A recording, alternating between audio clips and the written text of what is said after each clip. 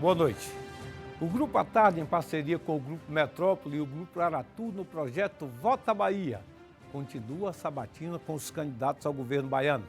O Vota Bahia reforça o compromisso dos três grupos de comunicação de realizar uma cobertura isenta e responsável das eleições deste ano no nosso estado.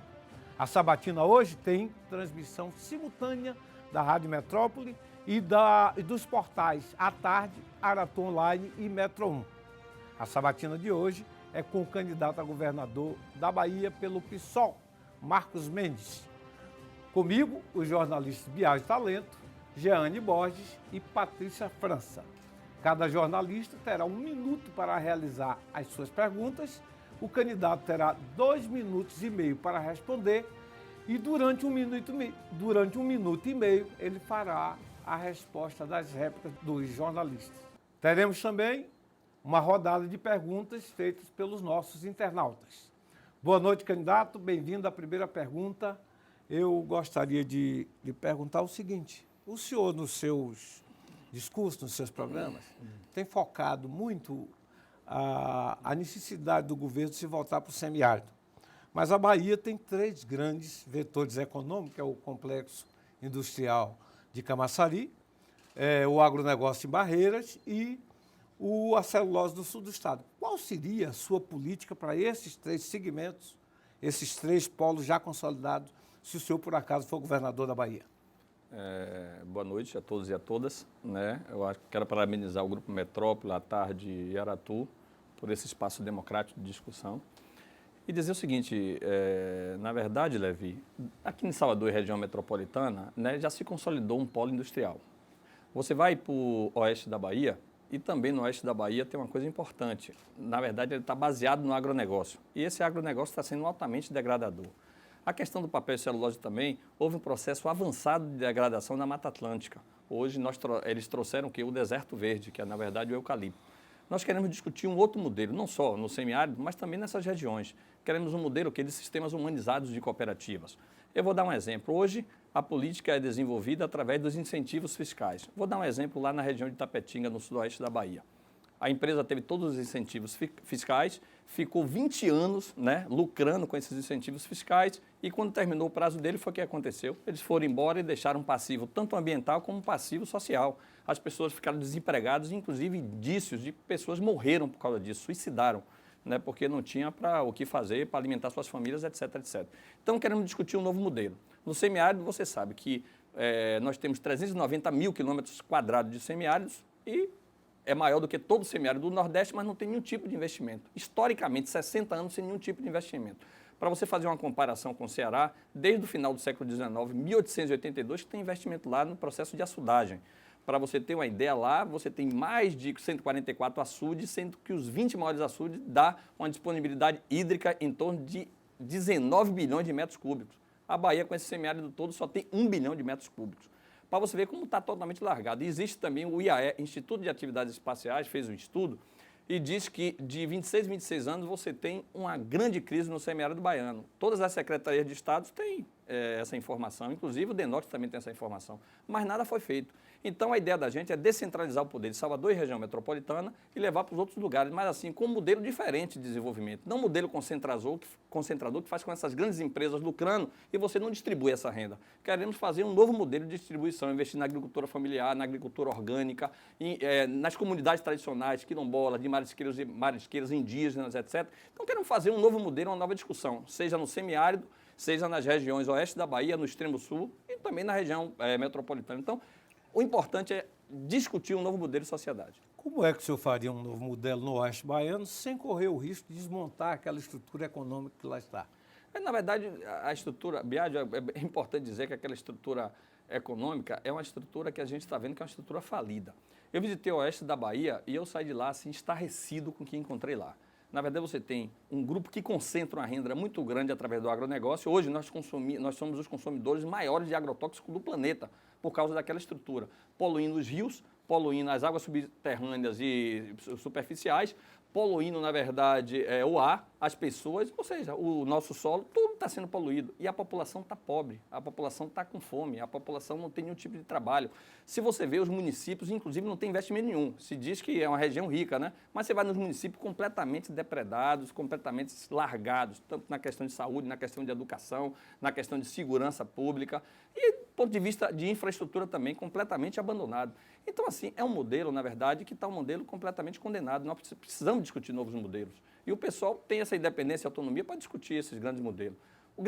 É importante salientar que o agronegócio financia as grandes campanhas desses governos. Então, essas pessoas ficam caladas. Eu, inclusive, digo, né, as pessoas até trocaram aqui. Eu sou contra a divisão da Bahia, mas eu entendo hoje porque aquela população quer dividir a Bahia, né, quer ter independência e autonomia. Sabe por quê? Porque não tem nenhum tipo de investimento. Então, não adianta você ter um modelo desse e você ter uma Bahia completamente esquecida, completamente largada. A gente precisa discutir um novo modelo e esse modelo tem que incluir nossa população e não concentrar renda na mão de um grupo pequeno, que é esse grupo do agronegócio, que deve ter no máximo 10 famílias. Tempo, candidato. Quem faz a pergunta agora é o jornalista Biagio Talento. Boa noite, candidato. Boa noite a todos. Boa noite, na verdade, candidato, é uma continuação do que você tratou ano passado nessa resposta de Levi.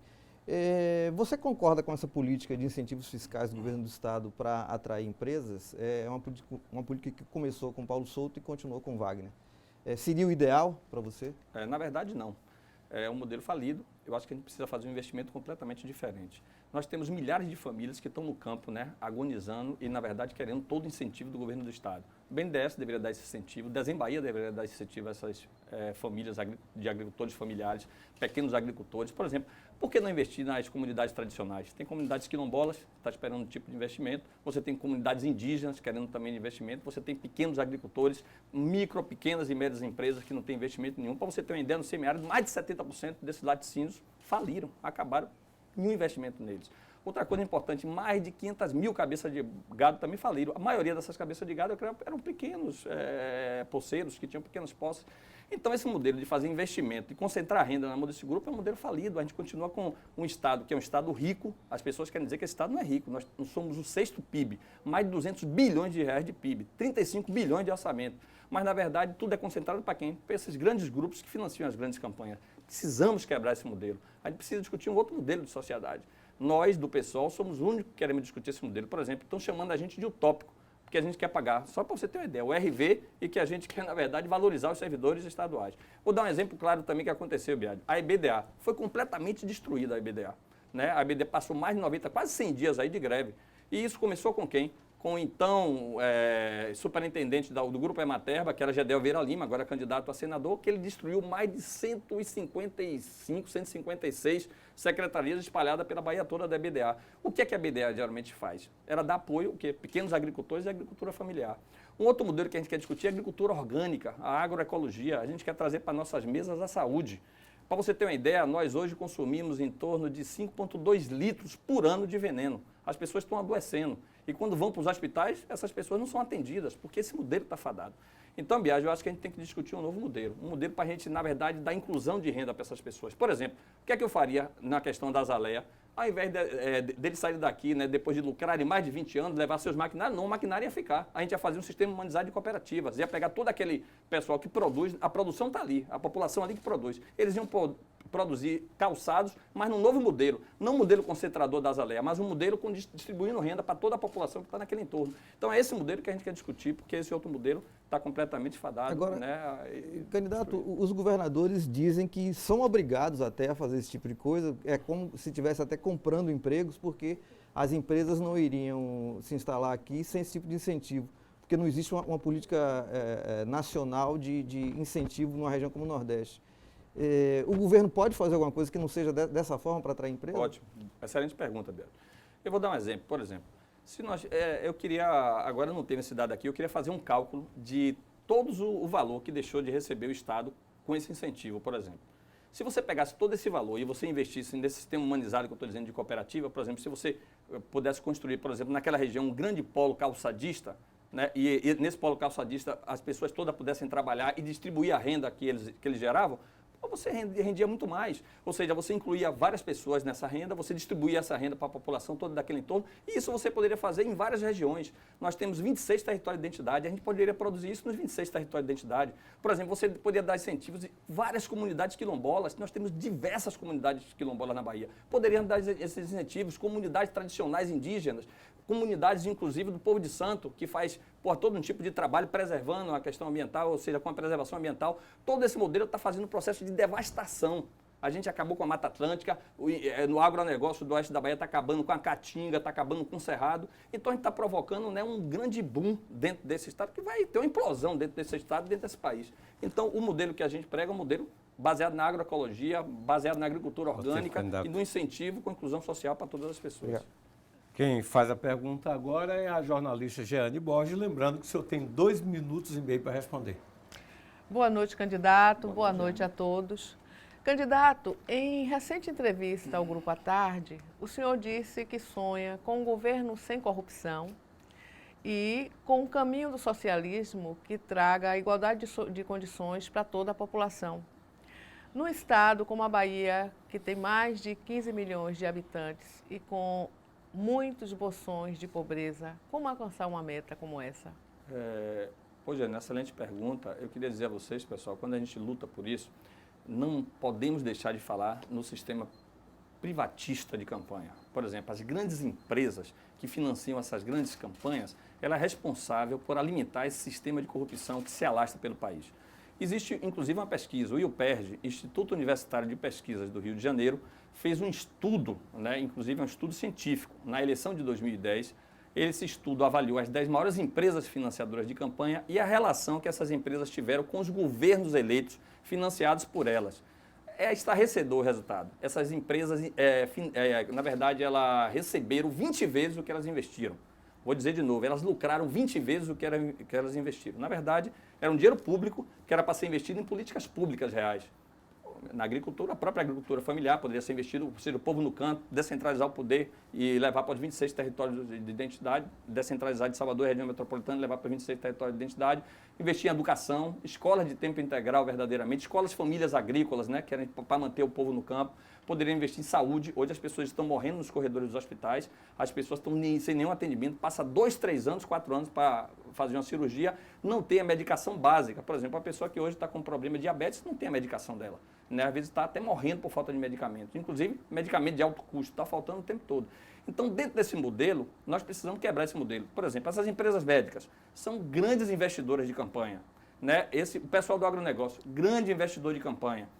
E o que acontece? Inclusive, uma outra coisa importante para a gente falar. Hoje nós temos um PIB de 200 bilhões de reais e tem um orçamento de 35 bilhões. A relação PIB e orçamento é muito pequena, está em torno de 17%, 18%. A gente pode chegar até a 40%. E por que não chega? Porque essas empresas que estão sonegando são as mesmas empresas que investem nas grandes campanhas. Então, se elas sonegam, que moral, que autonomia, que autoridade esse governo tem para ir lá e cobrar isso dessas empresas? Não tem. Então, nós temos uma estrutura muito pequena, né, mas a gente defende um outro modelo de sociedade e não vamos abrir mão disso. A população precisa ter essa consciência. O dia que a população tiver essa consciência e disser assim, ó, nós vamos votar diferente, vamos votar nos 50, nós vamos mudar esse modelo, então com certeza a gente vai começar a discutir uma outra proposta política e com certeza eu acho que não vou dizer a você, Jane, que a gente vai acabar com o sistema de corrupção, que é muita pretensão nossa, seria maravilhoso, é muita pretensão, mas a gente ia diminuir assustadoramente esses esquemas que acontecem, como por exemplo, que vem acontecendo com a Petrobras, que está todo mundo estarrecido, mas não diferente com os mensalões da vida aí. Agora, o PT, ele mantém um discurso também de redução de desigualdade social. O senhor foi do PT e saiu, foi para o PSOL. O que é que aconteceu? Eu fiquei 20 anos no PT porque o PT discutia um outro modelo verdadeiramente, né? Então tinha uma linha programática muito direcionada. Quando ele aderiu a esse novo modelo para chegar ao poder a qualquer custo, então ele pagou esse preço. Então hoje ele adere ao modelo do sistema privado de campanha, é um dos maiores recebedores do sistema privado. É importante que se diga aqui, a Friboi está sendo investigada pela Polícia Federal por lavagem de dinheiro. Aqui ela financia, por exemplo, Lídice da Mata, a nível nacional, tanto Lídice da Mata, quanto Marina, quanto o Dilma. É o maior financiador que tem de campanha da Bahia. Por exemplo, você sabe que aqui também é o Grupo Suarez. Tá, né? O Carlos Suarez está sendo investigado por grilagem de terra e por crimes ambientais, tanto na Ilha dos Frades quanto na paralela toda. Mais de 300 mil, o grupo dele deu a Alice da Mata. Então, assim, que autonomia esse pessoal tem depois para fazer qualquer tipo de investigação e fazer com que essas coisas sejam barradas? Por exemplo, todas as licenças ambientais aqui na Paralela foram feitas de maneira irregular e reconhecida pelo IBAMA. Que moral eles têm? Por exemplo, o agronegócio, né, lá no extremo sul da Bahia vai devastando tudo quanto é tipo de Mata Atlântica e ninguém faz nada. Você não tem fiscalização, não tem nada. Então, essa independência e autonomia, né, ela está alinhada e está associada a esse novo modelo que nós estamos defendendo. Então, a população precisa ter essa consciência política. Se discutindo dois modelos, um partido como o nosso, era para ter muito mais visibilidade, mas as pessoas escondem a gente. Quem faz a pergunta agora é a jornalista Patrícia França. Grande Patrícia. Boa noite, candidato. Boa noite a todos. Candidato, a minha pergunta é dando uma sequência a essa sua colocação e tem a ver com o financiamento privado de campanha. O senhor falou sobre corrupção, sobre os grandes grupos patrocinarem as campanhas e depois, como o senhor mesmo coloca, governarem depois. E o senhor, a semana passada, o senhor denunciou a prática de caixa 2 nessas eleições. Isso está acontecendo de fato mesmo? Os indícios, né? Existem indícios fortíssimos. Vou dar um exemplo. Por exemplo, muita gente não tocou, eu não sei porquê. Foi dito aí em todos os grandes jornais que aquele avião, né, que caiu lá, que vitimou Eduardo Campos, que deixou todos nós muito compungidos, né, por uma morte trágica daquela forma, não estava declarado no TSE. Então, era em torno de R$1 milhão, né, que foi contratado para o processo político, mas não estava declarado no TRE. Se não está declarado, existe um indício fortíssimo, né, de caixa 2. Uma outra coisa importante é o seguinte, pelas declarações tem aí 5,6 milhões de um, 26 de outro, e pelo que nós, de maneira escandalosa, o que acontece aí nesse estado, indícios fortíssimos de caixa 2 também. Né? A gente vê propagandas a rodo das pessoas declarando que estão recebendo dinheiro para fazer campanha, a gente conversando, eu estou visitando o interior, norte a sul, leste a oeste. Então, o indício é muito forte. Vamos agora para as empresas. Quem é que mais fez obras aqui? Por exemplo, Fonte Nova, o escândalo daquela obra da Fonte Nova. O emissário submarino, Odebrecht. Fonte Nova, OAS, Odebrecht. Você vem Via Expressa, OAS, Odebrecht. Sábado Itaparica que eles querem fazer, OAS e Odebrecht. As principais financiadoras da campanha de Wagner. Você tem agora a Odebrecht como principal financiadora da campanha de Paulo Souto. Você tem a Fibria Celulose e você tem a Suzano Celulose, principais financiadoras da campanha também de Paulo Souto. Você tem a Friboi, principal financiadora da campanha de Alice da Mata. Todas elas sendo investigadas, vários indícios de desvio, de obras superfaturadas. Como é que a gente pode transformar a Bahia dessa forma? Não podemos. É por isso que nós mantemos essa independência e autonomia. O PSOL, e não é à toa, por exemplo, o PSOL, nós temos o quê? Nós temos um partido de 9 anos, um partido muito novo, temos só 3 deputados federais. Jean Willis, né, pelo Rio de Janeiro, o belíssimo Chico Alencar e Ivan Valente de São Paulo. Há 9 anos somos os melhores do Congresso. Nós temos o único senador, Randolfo Rodrigues, 2008, 2009, entrou em 2008, 9, 10 e 11, 2011, 2012, 2013, foi escolhido o melhor senador e o mais atuante do Congresso Nacional. Não temos ninguém caçado no Congresso Nacional por algum indício de corrupção. E todas as comissões de ética são pedidas pelo PSOL. Eu digo sempre, partido desse eu acho que é o partido do sonho de qualquer eleitor que está desencantado com a política, com os partidos políticos e com os políticos, né? Então, eu acho que é a hora da mudança, é a hora das pessoas terem consciência e acabar com esse modelo de sociedade privatista e a gente governar junto com a população, junto com o pessoal, nesse novo modelo de sociedade, com certeza a gente vai fazer uma revolução nesse Estado. O candidato do governo, Rui Costa, também insinuou a existência de compra de voto. Isso também o próprio governador, logo no início da campanha, também falou. Tinha reconhecido. O senhor, nas suas caminhadas, tem verificado isso? Como é que o senhor também está vendo Patrícia, a atuação da Procuradoria Regional Eleitoral? Entendi, Patrícia. Eu tive numa conversa, eu não posso aqui externar quem foi, um candidato do PT, que falou assim, Marcos, rapaz, a gente não está aguentando mais com isso, não. As pessoas estão pedindo muito caro, né? Os líderes, né? São líderes comunitários pelo interior da Bahia, né? Os formadores de opinião da TV Bahia estão pedindo muito dinheiro, não está dando mais não e tal. Eu digo, mas, rapaz, agora que você viu isso, quer dizer, vocês ainda alimentam esse sistema é assim, rapaz, é tudo na vida, assim, dentro do sistema capitalista é assim, ó, as coisas vão aumentando, né? Eles vão ficando mais valorosos e tal. Então, é alimentar esse sistema, Patrícia, é por isso que nós não alimentamos esse sistema. Você vê que nós temos uma estrutura pequeníssima. Eu vou para o oeste da Bahia, passo 15 horas dentro do ônibus, cansado, mas assim, ó, com a maior tranquilidade do mundo, vou fazer isso 1000 vezes, né? Não preciso, a Procuradoria deveria estar mais atenta em relação a isso? Muito mais atenta. Eu acho, inclusive, que a estrutura do TRE não consegue fazer isso. né? É um escândalo que está acontecendo nesse Estado, é um escândalo que deve estar acontecendo nesse país. Eu acho que o TSE e o TRE não têm estrutura nenhuma. Eu acho que a reforma política precisamos fazer uma reforma política radical para a gente barrar todo esse processo, e a gente precisa fazer uma reforma também importante aqui. Eu quero dar parabéns aqui a essa entrevista de vocês e dizer também que nós vamos ter 3 minutos amanhã, né, para ser entrevistado na TV Bahia, enquanto eles vão ter 8 minutos, ou seja, os 3 candidatos financiados pelas grandes empresas vai ter 8 minutos dentro do escritório. Vamos agora a uma rodada de perguntas feita pelos nossos internautas. Lembrando, a Sabatina hoje tem transmissão simultânea pela Rádio Metrópole e dos portais À Tarde, Aratu Online e Metro 1. Nós temos 2 perguntas selecionadas pela nossa produção. Lembrando ao candidato que o senhor tem 2 minutos e meio para responder. E a essa primeira não tem pergunta... tréplica nem réplica, né? Não, porque o nosso internauta mandou a pergunta. Certo. E ele não está aqui presente. A pergunta do professor Wilton Oliveira, o assunto é governabilidade. Ele pergunta o seguinte: no caso da sua eleição, o senhor estaria de fato pronto para governar um estado maior que a França? Na verdade, é quase do tamanho. Com diferenças regionais gritantes, sem apoio político na Assembleia Legislativa, ou teria que se dobrar diante do modelo e fazer conchavos políticos e partidários em nome da governabilidade? Diferentemente, Wilton, eu acho que esse é o nosso grande trunfo. Eu acho que esse é o grande trunfo do pessoal. Porque como é que está focado o modelo político? Por exemplo, esses partidos, né, que fazem a coligação, nós chamamos de os ditos partidos de aluguel, eles vendem o seu tempo de televisão para ele ter o quê? Uma benesse dentro do governo do Estado, ou seja, tem uma secretaria, tem uma diretoria ou alguma coisa assim. Então, você incha o Estado com os cargos comissionados. É importante que o pessoal saiba, nós somos o penúltimo em número de funcionários por cada 100 habitantes. Nós temos em torno de 0,8 por cada 100 habitantes. Nós só perdemos para o Ceará. O Ceará, não temos 0,9 por cada 100 habitantes. O Ceará, 0,8 por cada 100 habitantes. Mas, em contrapartida, nós somos o segundo em cargos comissionados. Nós só perdemos para Goiás, que tem em torno de 9,5 por cada 100 habitantes, nós temos em torno de 7,4 por cada 100 habitantes. Ou seja, esses cargos comissionados, na maioria deles, não é cargos de carreira, não. São pessoas que vêm de fora, é essa negociata que tem. Esse é o primeiro ponto. O segundo ponto é o seguinte: cadê a independência dos poderes, legislativo, executivo e judiciário? Existe uma promiscuidade muito grande. Então, o que é que nós vamos manter? Uma independência e um respeito. Eu acho que a gente tem que ter respeito. De qualquer forma, essas pessoas não se sabe como, mas foram eleitas pela base popular.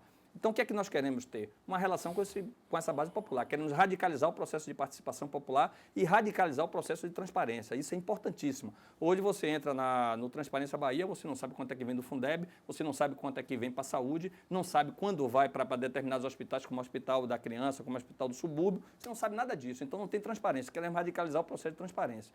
Fazendo isso, Patrícia, eu quero chamar a população para, junto comigo, discutir com a Assembleia Legislativa, ou seja, o representante da Assembleia Legislativa, o projeto que a Bahia precisa. Eu tenho certeza que quando nós discutimos um projeto que vai beneficiar toda a população, que vai beneficiar toda a Bahia, que eles não vão votar a favor, eles não vão votar contra. Então, essa relação de tome lá da cá, ela termina. Então, a governabilidade, ela passa pela participação efetiva da população, e não pelo tome lá da cá e as trocas espúrias, que sempre aconteceu dentro do governo.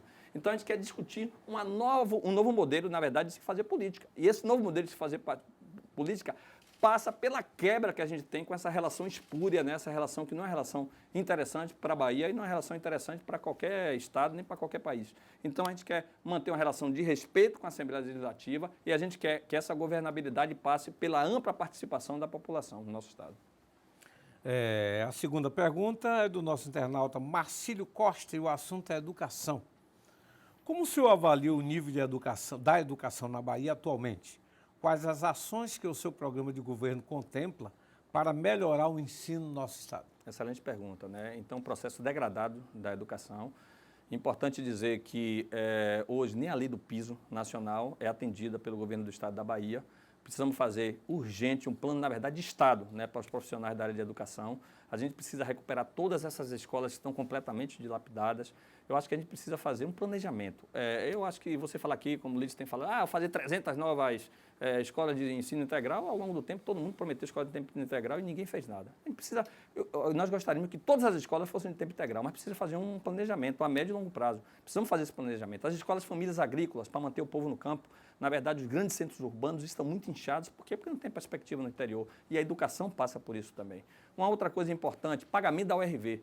Né? O pessoal está me chamando de utópico porque eu disse é um compromisso nosso pagar o RV dos servidores da área de educação e de saúde, ou seja, todos os servidores estaduais. É um calote que tem dado, né, sem precedentes. Então, na área de educação, nós vamos pagar o RV também. Vamos discutir um modelo diferente. A gente quer resgatar, por exemplo, Anísio Teixeira, né, Darcy Ribeiro, Paulo Freire. A gente quer discutir a relação holística que Edgar Morgan fala sobre a região do entorno, como é que a gente discute educação, incluindo as pessoas, incluindo os seus direitos como cidadão. A gente precisa discutir isso também na escola. Precisamos informatizar todas as escolas estaduais, climatizar essas escolas. Por exemplo, tem uma vazão muito grande, principalmente pela parte da tarde, porque os alunos sentem muito calor. Não tem merenda escolar, você sabe que várias crianças dessa, a única alimentação que ela tem durante o dia é essa alimentação na escola. Isso acabou, não tem, justamente por causa de desvios do dinheiro público em relação a isso. Então, a gente precisa discutir uma outra relação com as escolas. Passando para a parte das escolas de nível superior, a gente quer discutir de 7% a 10% da receita líquida de impostos. Hoje, nós temos em torno de 4,5%. E a gente quer quebrar com a Lei 7176, que tirou a autonomia das universidades.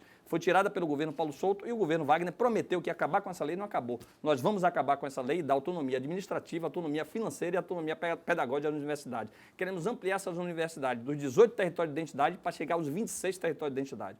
Então, para a gente, a educação é uma coisa muito séria. Eu digo sempre, não eram os professores que deveriam estar fazendo 115 dias de greve, entre quais 8 professores morreram. Éramos nós que deveríamos estar fazendo greve. Pais de alunos, professor,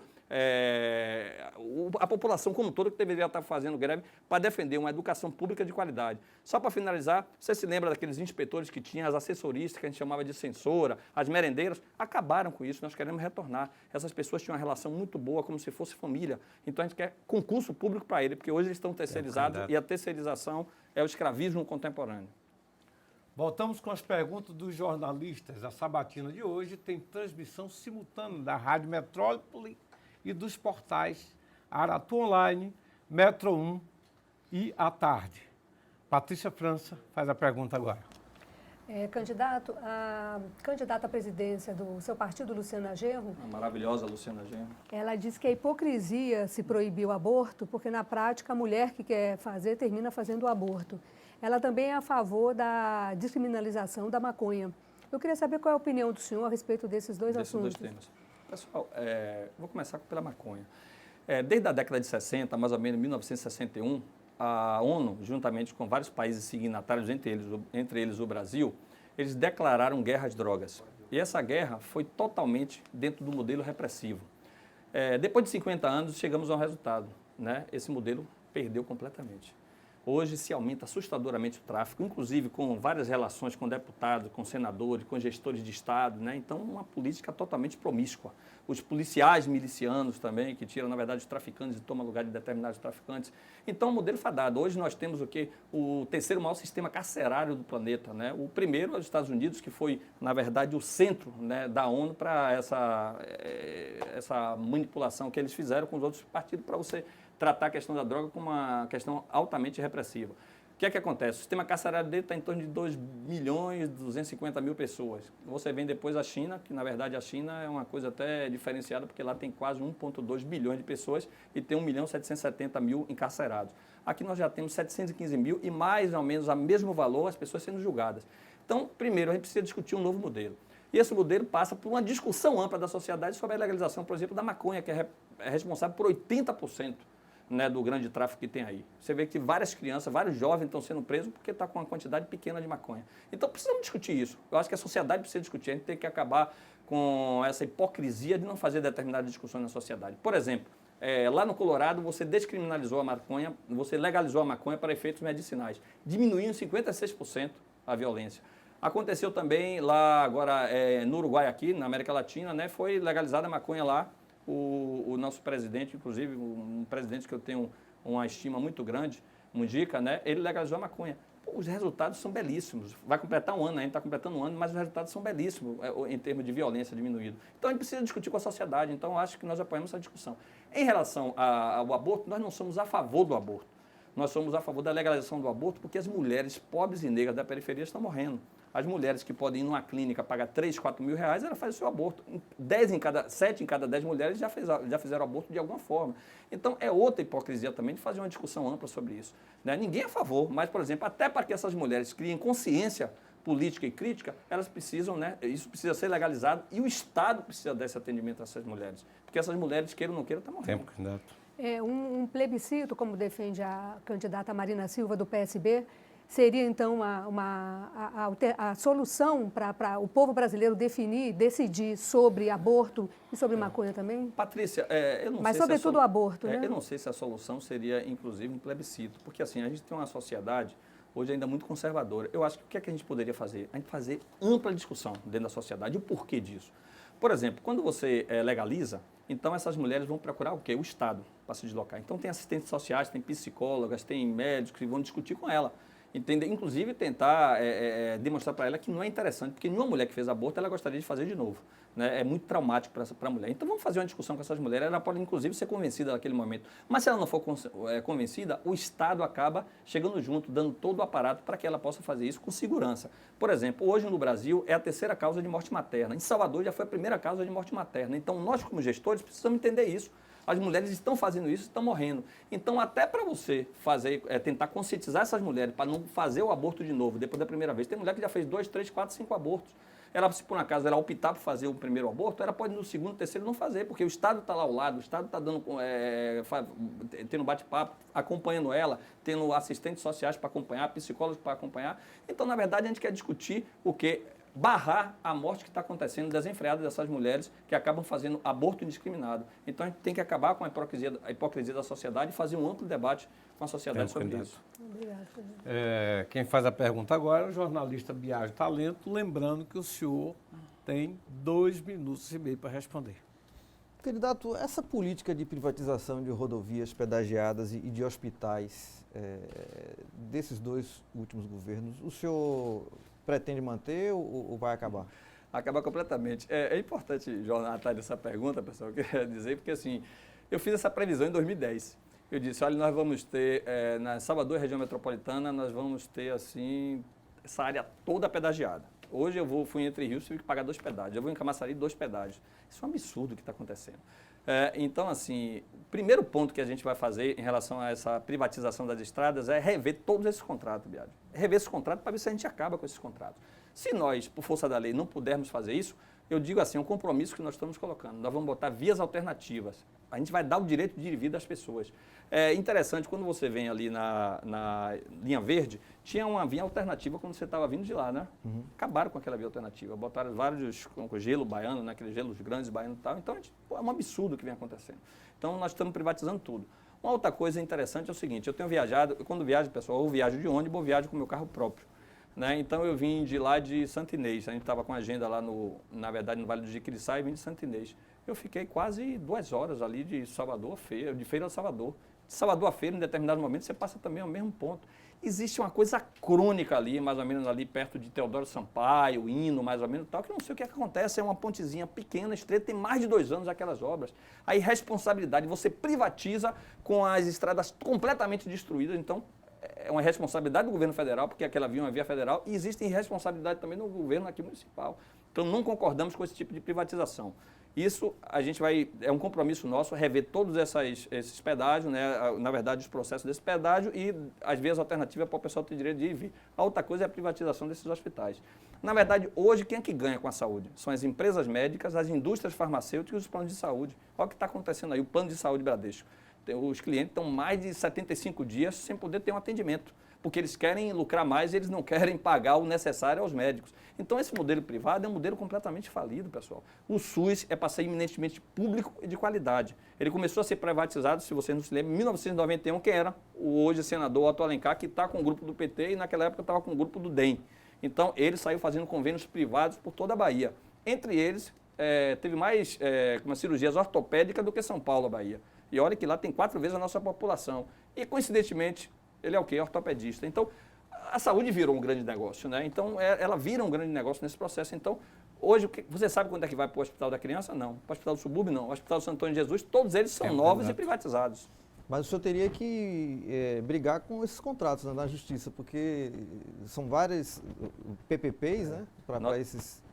Biagi, a gente ia ter um problema seríssimo, né, com as nossas assessorias jurídicas.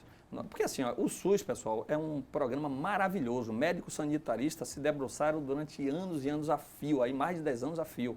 Na 8ª conferência foi feito, né, um programa universal, público, gratuito, racional, hierarquizado. Inclusive, precisamos discutir essa hierarquia. 90% está para ser atendido na atenção básica, isso não acontece. Aí depois você tem a média complexidade, essas UPAs que também não funcionam, e você tem a alta complexidade, são esses hospitais que estão sobrecarregados por não funcionar justamente a atenção básica e a de média complexidade.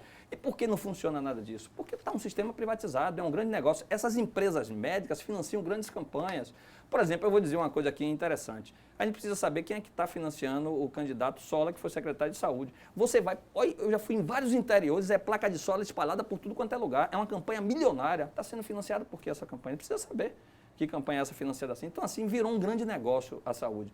E nós do PSOL, né, queremos um sistema SUS público, gratuito, de qualidade. Eu quero, inclusive, discutir com essa pessoa a excelência. Eu acho que, no máximo, eu vou dar um prazo máximo para a pessoa fazer uma cirurgia. 30 dias, um mês para se fazer uma cirurgia. Vou dar um prazo, assim, de 10 dias, que eu acho que é muito para as pessoas fazerem uma pequena cirurgia de média complexidade. E, no máximo, em torno de uma semana, para a pessoa fazer pelo menos um exame. Então, essa é a nossa meta. E podemos fazer isso se todo o dinheiro público for encaminhado para políticas públicas de saúde, valorizando o que? Os servidores na área de saúde.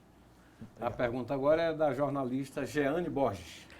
Candidato, eu vi que o senhor nasceu na Liberdade e morou em bairros como São Caetano, Palmiúdo, Mar Grande, que é no subúrbio ferroviário. Não, Mar Grande Mar não, Grande, é Praia Grande. Praia Grande. Praia Grande. É no subúrbio. Foi no subúrbio.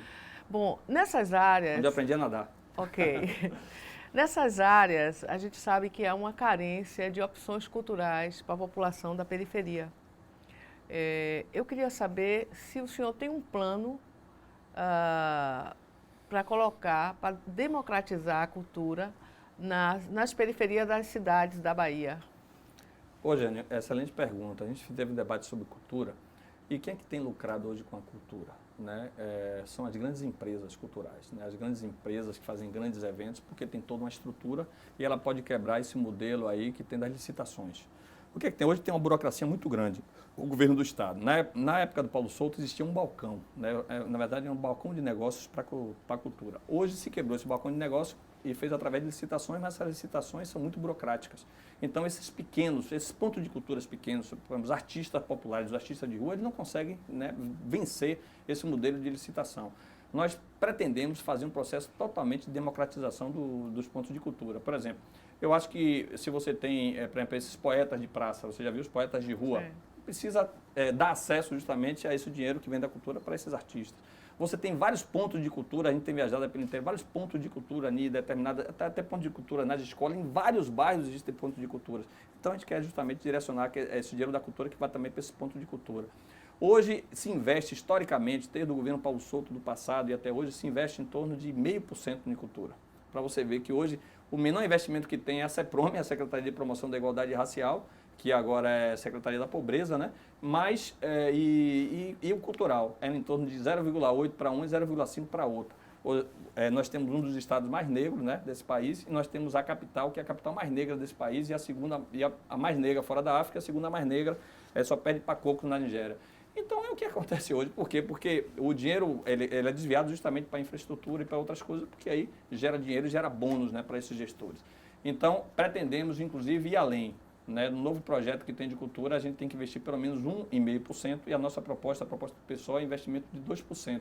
E democratizar mais. Com certeza, não só bairros populares como São Caetano, bairros populares como Castelo Branco, que eu também morei em Castelo Branco, bairros populares como Cabula, que eu também morei. Então, porque assim, minha mãe não tinha casa própria, era muito pobre, então eu vivia igual cigano, passava de galho em galho. Então, eu morei em todos esses bairros populares, nasci, me criei, né, tive toda a minha infância na Liberdade. Então, com certeza, a gente pretende democratizar e levar a cultura justamente para esses bairros populares, porque é uma forma, inclusive, de tirar essas crianças da violência. Eles são recrutados hoje muito fácil pelo tráfico, e entra na violência muito fácil, porque você não tem nenhum tipo de cultura, você não tem esporte, você não tem lazer. Então, o pessoal pretende tirar essas crianças da mão desses traficantes e colocar ela dentro de um projeto cultural que possa ter perspectiva de vida futura. Então, o senhor entende que hoje a cultura está muito longe de atender às necessidades de toda a população. Aí eu já não falo só das periferias, mas de uma maneira geral. Eu queria que o senhor fizesse uma avaliação do setor de cultura no governo atual. Na verdade, Jane, eu digo não é nem que está muito longe, é um sistema abissal. Né? Então, quem que lucra hoje? Por exemplo, hoje, a indústria do carnaval. Boa parte do dinheiro da cultura vai para a indústria do carnaval. Quer ver outra indústria também que consome boa parte do dinheiro? São João, a indústria do São João. E com vários indícios que ele utiliza isso dentro do processo político. Você vê que hoje grandes grupos, como o grupo de Ivete Sangalo, entendeu? Nacionalmente, grandes grupos como ligados a Caetano Veloso, a Gilberto Gil, que são belíssimos artistas, mas que não tem necessidade disso. Eu acho que a gente tem que fazer tem que entender cultura e trabalhar cultura também como um processo de inclusão, como um processo de distribuição. E existem várias culturas espalhadas por 417 municípios que esse dinheiro não chega. Por quê? Porque esse processo burocratizado faz com que só esses grandes grupos de cultura, eles consigam esse dinheiro. Então a gente precisa distribuir de maneira mais equitativa. Hoje ele é muito antidemocrático. Era antidemocrático anteriormente e hoje continua muito antidemocrático. Então precisamos democratizar, né, o viés para que essa cultura seja recebida por todos os pontos de cultura. Existem vários artistas maravilhosos, existem vários grupos culturais espalhados pela Bahia e com certeza esses grupos culturais e esses pontos de cultura que tem espalhado não só pelos bairros dos grandes centros urbanos, mas assim por todos os 417 municípios, vão ter mais atenção na cultura e nós vamos democratizar a forma de se levar a cultura para essas pessoas. Obrigada. Candidato, e agora a minha última pergunta. Conforme as pesquisas aí, é bem possível que haja um segundo turno no plano federal entre a presidenta Dilma e a candidata Marina Silva. A sua candidata, Luciana Genro, estaria fora. E aqui na Bahia, se houver segundo turno, será entre Paulo Souto e Rui Costa. Em quem é que o senhor recomendaria o seu voto, os seus eleitores nessas circunstâncias? Biadi, o primeiro ponto que eu quero falar com vocês que estão nos assistindo é que não acredito nessas pesquisas. Eu queria estar até com um papel aqui, eu acho que não sei se seria possível fazer isso.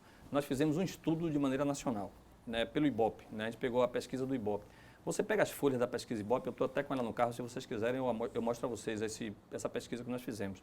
Como o pessoal não tem toda essa estrutura para pedir uma pesquisa própria para ele, nós pelo menos analisamos a pesquisa IBOP. Em todas as folhas, Luciana Genro ela não está presente. Ela só está presente quando você faz justamente a entrevista para rejeição. Quando entra a rejeição, está o nome de Luciana Genro. Nas outras folhas, todas, ausência completa de Luciana Genro. Aqui tem uma companheira Zenildes, né, que foi entrevistada lá em Nordeste de Amaralina, e ela falou, Marcos, alguma coisa está acontecendo. Eu olhei lá nas folhas, não estava o nome de Marcos Mendes. Eu disse a ela que eu queria votar Marcos Mendes, não tinha o seu nome lá. A mesma coisa, o menino Juazeiro disse que não tinha o nome de Marcos Mendes. Então, mais uma vez, fica claro que são pesquisas direcionadas e manipuladas. Ela quer manipular o seu voto. Então, eu não acredito, né, nessas pesquisas de jeito nenhum, porque assim, eles já é notório para eles, né, que essas pessoas dizem assim, poxa, as melhores ideias, as melhores propostas são suas, mas eu estou vendo que você não está pontuando, então não vai ganhar, então não quero perder meu voto. As pessoas pensam assim, acham que ganhar o voto é votar numa pessoa que está na frente nas pesquisas. Então, isso é um direcionamento hoje natural da política. Eu acho que a reforma política tem que acabar com essas pesquisas direcionadas. Pesquisa é assim, quem contrata a banda é que pede a música, né? Quem contrata a pesquisa é que direciona para o seu candidato. Hoje o Ibope, né, existem indícios fortíssimos que o Ibope favorece muito quem? Paulo Souto. Quando você vem um outro, por exemplo, o Datanilo, né, o indício fortíssimo que favorece o candidato do PT. Então, na verdade, são pesquisas que não têm nenhum tipo de moral, né, não tem nenhum tipo de credibilidade dentro da população baiana. Haja vista 2006. Não esqueçam de 2006. Então, eu digo sempre, pessoal, no primeiro turno, vote nas melhores ideias e nas melhores propostas. Mostre que vocês têm independência, completa autonomia para dar o rumo seu dentro do processo político. A consciência crítica e política é que faz a gente transformar uma sociedade. Um novo modelo de sociedade está sendo discutido, o pessoal está discutindo isso o tempo todo. Então, diga não a eles e olha, 50. No dia 5 você vota 50 no primeiro turno, que com certeza a gente vai discutir um outro modelo.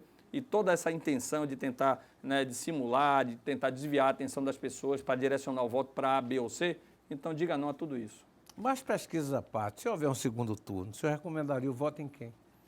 No segundo turno, nós pretendemos estar no segundo turno. Eu acho que o segundo turno, na verdade, a gente tem que discutir depois. Eu não acredito nessas pesquisas e o pessoal, nas ruas, as pessoas estão tendo um carinho muito grande com nossos debates, inclusive as pessoas todas que assistiram o debate da Band lá, disse que, a gente bombou naquele debate. As pessoas que assistiram, né, então estão dando declaração de voto a gente. Agora, uma das coisas importantes que eu queria também fazer, uma crítica aqui muito pesada, né, o debate da Band não chegou a vários municípios que tem na Bahia. Juazeiro não chegou, Senhor do Bonfim não chegou, eu fui agora em Santo Inês, não chegou. Por quê? Porque eles lá estão com a repetidora de São Paulo e do Rio de Janeiro. É um absurdo. Eu acho que esses 4 debates que nós vamos ter inclusive um debate aqui, não chega a pelo menos aí 60%, 70% dos municípios. Então, como é que você pode escolher o seu candidato se você não assiste um debate no debate é que é um dos processos mais democráticos que tem. Você tem ao mesmo tempo, você fala, né, com sua autonomia, sua independência. E uma coisa importante, nesse momento caem as máscaras dos candidatos. Por quê? Porque ele compra o tempo de televisão dos partidos ditos de aluguel para mentir, enganar e prometer o que não pode cumprir. É o que a gente chama de estelionato eleitoral. E depois, o que é que acontece? Ele já negociou esse dinheiro com essas empresas, então o dinheiro público vai ser desviado para essas empresas, não vem para políticas públicas reais.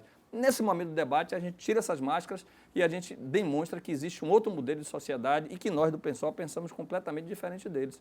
Então, com certeza, vocês vão entender que esse direcionamento e essa pesquisa, eu acho que nós não concordamos com isso, com certeza o PSOL pode estar no segundo turno se vocês se conscientizarem que nós discutimos um novo modelo.